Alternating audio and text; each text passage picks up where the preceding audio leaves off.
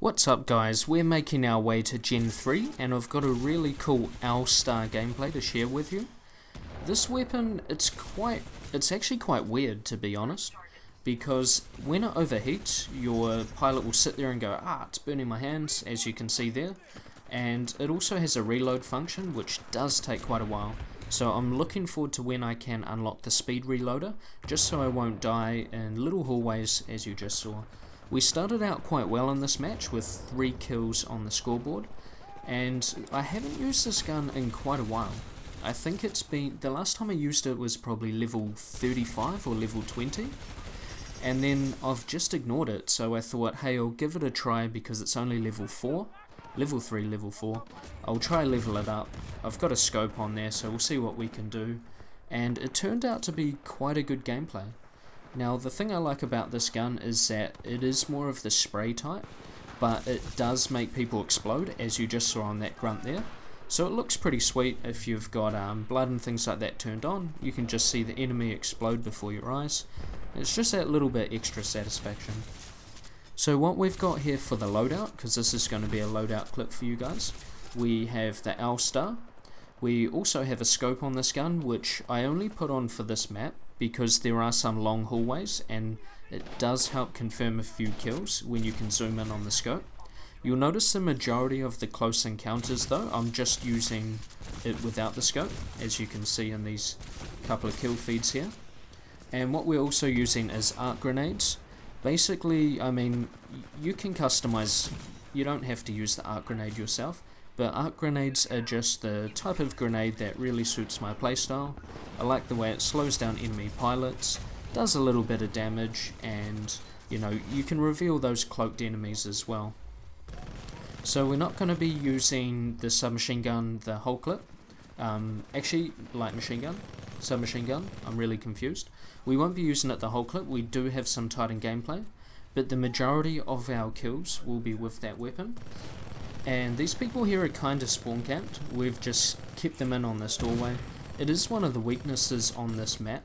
If there is one dominating team, you'll notice that there'll be certain spawns where no matter what you do, you just can't get out of there. And it kind of makes it a bit annoying. But anyway, we've just got level 5 on the All-Star, so we're starting to get some extra merits for using this gun because it is quite a low level. And that's the other cool thing about trying new weapons, trying new things on Titanfall 2, and also making our own loadouts. We'll just see if we can claim our battery back from this guy here. He's been a bit cheeky, thinking he can run away with it. Oh, it's actually our pilot, so that's sweet. We'll just cash in some kills on the other hand then. And when this gun, when you're using this gun, it actually beeps at you, and that warning is to warn you that it's starting to overheat. It's sort of like a heat caution, and when you hear that, either slow down your fire rate or stop firing altogether, because if you get it to the point where it is burning, then you've got the long reload, you've got the long cooldown periods, so you better be away from everyone. Otherwise you're going to struggle if you're in a close hallway like I was at the start. You know, it's just going to take way too long, and you're going to struggle to get back up and running. So what I'd recommend is doing short bursts with this gun and just trying to avoid that overheating. There's a bit of a silly arc grenade there on myself. I guess that is a downside of the arc grenade because it's definitely not the first time I've done that. And I do use arc grenade religiously, so I've done that definitely more than once. We'll just take this battery here, help that Titan explode. Also for this loadout, I'm using the charge rifle. It's been a recent change from the Thunderbolt, which is my #1 anti-Titan weapon. But the reason for the change, A, I've noticed way more pilots using it. B, I've sort of improved with it as well.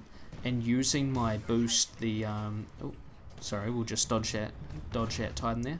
Using my boost that gives extra damage, the amped weapons, it's actually really good using the hack and the amped weapons on the charge rifle. You can see there on the left hand side of the weapon, just before I cloaked, and when I'm coming out of cloak, there is a counter on there. That unlocks when you get your 2nd gen for your weapon, and it's available on all weapons. Basically it's a kill counter, similar to what you'd get in Call of Duty type games. and it just counts how many kills or how many kill assists that you get with that weapon. So it's quite cool to have a little physical lifetime counter, so you can see how you're doing with the weapon, and we'll just suicide there.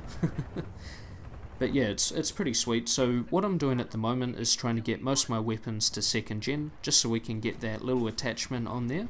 We can also get the nice gold plated weapon skin, and without going much further, it's a good opportunity to cash in the extra merits while you can, which will help you level up faster by trying new weapons like I am here, and getting your low level, say L-Star, like myself, up from level 3 all the way to level 5, level 6 and further, because not only is it going to help you level up faster, but you're definitely going to improve with the gun itself, because you're going to have more attachments and more unlocks with it. Obviously the kill counter attachment won't make you improve, it's just a visual indication of how you're doing, but the extended mags, the faster reload, having a decent scope depending on what map you're playing on, they're definitely going to help you improve. There are other attachments like aiming while running and things like that, but it really depends on your loadout and your build, and also your playstyle. I find those types don't really suit my playstyle. I tend to have a more, I won't say Call of Duty-ish, but I tend to have a more first-person soldier type playstyle, and double jumping, wall riding, things like that. I mean, I can do them, but it's just not my playstyle. Whereas some other pilots you'll see, all they do is wall run and jump and things like that, and they actually do really well when they're doing, you know, their playstyle, which has been crazy, running around, wall jumping, all that type of stuff. And I have tried those loadouts. I have tried them with stim, a little submachine gun, things like that, but I just don't do as well as I would playing like I am here, just playing on the ground most of the time. And I'm sure you guys will have different playstyles too. So with this L-Star loadout, it's very customizable. This clip here is to show you guys different situations, different scenarios with the L-Star, and also how it functions. So you can check it out, see the video first, and then decide whether you think it's going to match your playstyle or not. Another thing to note is that it's very good for doing damage on Titans. It's very good at dealing out the damage. So you'll just need to aim at those red spots on the Titans, and then you should be sweet. That was an awful spray there. I sort of panicked because I didn't realize that guy was hiding behind me, and just crouched and sort of, you know, swiped the mouse left to right and just prayed for the best. So that wasn't the best example there.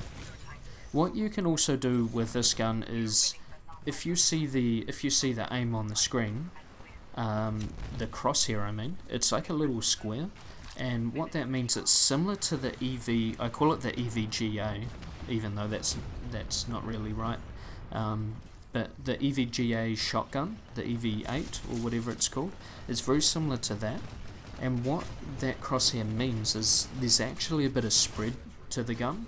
So what you can do is you can actually aim in front. If the pilot's running, you just aim in front of the pilot, and you're still going to get hit markers, you're still going to cause damage, and the pilot's just going to continually run into all of your shots, which is pretty sweet because it's a nice cheeky way to get kills. We're just heading into the end of the match here, so we're going to see if we can get some Titan kills or pilot kills. I'm testing out a new Titan at the moment, half so I can level up faster, half so I can have fun with a new loadout, new Titan, and it's going quite well. It's a bit different because I'm not really as mobile with this Titan. I can't strafe around all the time, and I do get quite overwhelmed in situations like this where you've got 2 or 3 pilots aiming at you, you've got an enemy Titan aiming at you, and so it's really essential, like I am now, to have your core up and running, because it's going to auto aim for you, get all the kills, and it's also pretty sweet for denying people at the end of the match. I do have a similar gameplay where my core was available at the end of the match, and as they all started running for the dropship to escape, the machine gun just, you know, pretty much killed them all in a couple of seconds, and it was pretty sweet. It was good to deny them all. So we're just going to take a peek at the scoreboard here. So we've got 125 on the board, 15 kills, 2 Titan kills, 33 minion kills. Not too bad. We have the second highest kills in the match, and that was my first look at the L-Star pretty much since the release of Titanfall. I've only used it once before. We got some attachments there, got some merits, and well on our way to the next level. I'll catch you guys in the next one. Peace.